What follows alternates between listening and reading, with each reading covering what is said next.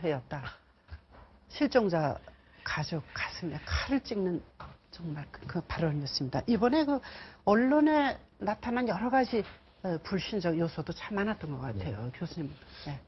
다이빙벨 건은 저는 이렇게 생각합니다. 이게 조금 전에 전 변호사님께도 이 행정 관료들의 전문성, 역량 이런 걸 많이 말씀하셨잖아요. 어제 당장 벌어진 일 일부 언론에서만 보도가 됐는데 이런 참사가 벌어졌는데도 해수부가 관련 회의를 하는데 참석자 중에 한국 성급에 있었던 분들을 초청을 했었던 걸로 알고 있습니다. 말하자면 해피하다 이렇게 볼 수 있는 거죠. 그러니까 그렇죠. 네. 지금 이런 문제가 발생했는데 그것을 모 언론이 제기를 하니까는 급하게 그분을 제외했던 거로 알고 있어요. 네. 제가 이런 말씀을 드리는 이유는요. 대개 보면은 우리나라 관료들이 행정고시 붙고 다 뛰어난 분들 많이 있습니다. 근데 이분들이 5급 사무관이 되고 점점 올라가면 올라갈수록 도리어 민간 분야에 비해서 많이 전문성이 떨어지는 이유는요. 물론 하는 일도 많지만은 기본적으로 의존할 때가 너무 많이 있다는 거예요, 사실. 그러다 보니까 굳이 본인이 열심히 노력을 해서 역량을 쌓을 필요도 없었고요. 조금 전에 그 다이빙벨 이슈를 말씀드리면 대한민국 또는 세계 최신식의 모든 장비를 보유해야 된다고 생각하는 사람은 아닙니다. 네. 다만 여기서 벌어진 일은 뭐냐면요.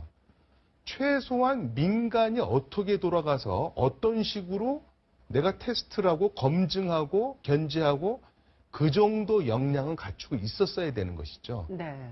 언론이 띄운다고 또 어느 분이 어떻게 얘기한다고 해서 국민이 다 보고 있는데 흔들리고 우왕좌왕해서 이거를 시도해봤다가 또 지금 해경이 문제가 되고 있는 거는 사실인지 아닌지 모르겠으나 어떤 모 업체가 추천하는 잠수사들을 먼저 들어가게 하고 그다음에 대한민국 해군이 추천하는 대한민국 해군 소속 정예 잠수사들이 그 행정행위를 하는 것을 만일 막았다는 것이 사실이라면은 그건 단순히 조율의 문제가 아니라 이건 준엄하게 한번 판단을 해봐야 되는 것이거든요. 19명의 SSU UDT 대원이 갔더니 언딘이 먼저 해야 된다.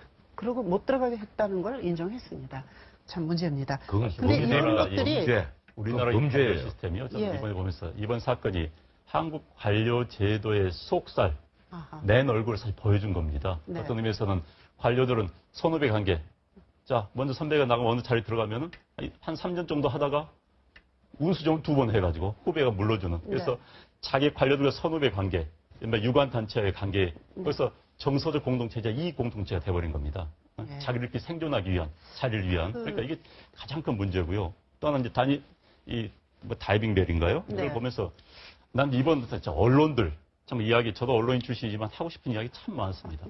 이런 대형 사건에서는 속보 경쟁하면 안 됩니다. 정확한 보도를 해야 되는 겁니다. 속보 경쟁하다가 자칫 잘못하면 피해자들의 가슴에 빗을 꽂을 수 있는 겁니다.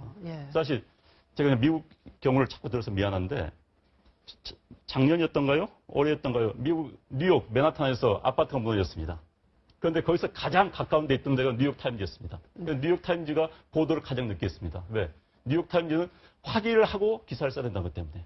오히려 딴 동네에 있는 멀리 있는 언론 매체 먼저 섰습니다. 난 뉴욕타임즈의 그 자세가 가장 바람직하다고 봅니다. 그렇기 때문에 뉴욕타임즈가 세계에서 가장 인정받는 정론지가 되어 있는 것이죠. 나는 한국 언론도 배워야 된다고 생각합니다. 지금 이런 단계에서는 사실 언론에선 오보와 특종과는 백지자 한 장 차이라는 이야기가 있지 않습니까?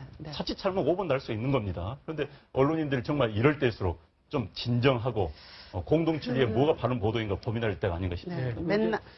다이빙벨 논란은 사실은 이제 말씀하신 언론의 이제 그런 속보 경쟁 이것들이 이제 하나 요인이 되고요. 또 하나는 이제 우리 사회에 그동안에 항상 이렇게 내재되어 있었던 이념 갈등이 또 거기에 깔려 있습니다. 그러니까 다이빙벨 논란을 두고 왜 해경이 맞게 하느냐는 이제 이른바 이제 진보 진영에서 이제 대통령에 대한 공격의 호재로 사용되는 게 있었고요. 네. 이것이 또 이제 가서 실패를 또 막상 하니까 또 이쪽 보수 언론이나 조중동에서는 봐라 아무것도 아니지 않느냐고 또 쾌재를 부르는 모습입니다. 네. 그러니까 이게 뭐냐면 지금 말씀하신 언론사의 구체적인 구조적 문제점 때문에 속보경제 하다 보니까 이런 참 확인도 안 되는 내용이 언론에 쉽게 노출됐던 것도 있었던 것이고 이 교수님 말씀대로 적어도 다이빙 벨의 그 성능에 대해서는 해경은 알고 있어야 되는 거 아닙니까? 해경은 이곳은 사실은 몇 시간 작업이 가능하고 이게 성공 가능성이 있다 없다를 알아야 되는데 해경도 그냥 뭐 얼쑤얼쑤 따라다니는 거죠. 아니, 더 좋은 걸 가지고 있답니다. 그러니까 네. 저는 그런 면에서 네. 가장 중요한 것은 그런 해경의 무능력한 판단 능력도 있고 두 번째는 언론의 그런 구조적인 고질적 문제도 있고 또 하나는 우리 사회의 이념 갈등으로서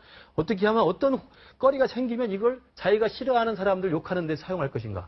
또 네. 그것이 또 잘못되면 내가 또 얼마나 또 비판이 정당한가를 스스로 자기 확인하는. 증명해내야 제가 여기 되는. 지금 오는 이 사옥 오는 길에도 보니까 선동주의 고만하라고 또 이렇게 또 단체들이 데모를 하고 있더라고요. 그러니까 똑같은 이 세월호 참사를 놓고도 한쪽에서는 다른 자기의 적대 진영을 공격하는 무기로 쓰고 네. 있는 게 지금 저 볼 때는 안타까운 현실이라고 생각합니다. 이념 갈등이라는 말씀을 김근식 교수께서 하시니까 또다시 뭐 대통령 하야 이런 거 내걸고 있는 사람이 있고 또 뭐 어디서 뭐 한다고 그러고 이거 정말 어떻게 될 겁니까? 아니, 네. 방금 우리 김 교수님께서 이 정확한 지적을 하셨는데 네.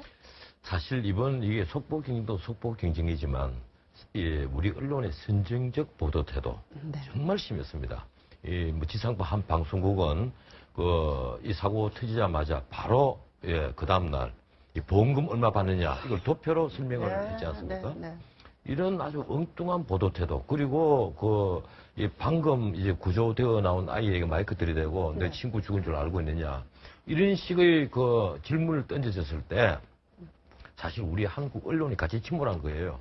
네. 그런데 사실 우리가 수많은 매체들이 팽목항에 다 차대해 놓고 있는 바람에 구조 차량이 못 들어갔다는 겁니다. 네. 예, 그래서 우리 언론이 앞으로 좀 이번 사건을 계기로 언론도 하나의 백서를 마련할 필요가 있지 않느냐 이런 재난 보도에 있어서 하나의 매뉴얼이 있어야 되지 않느냐 이제 이런 생각을 하는데요.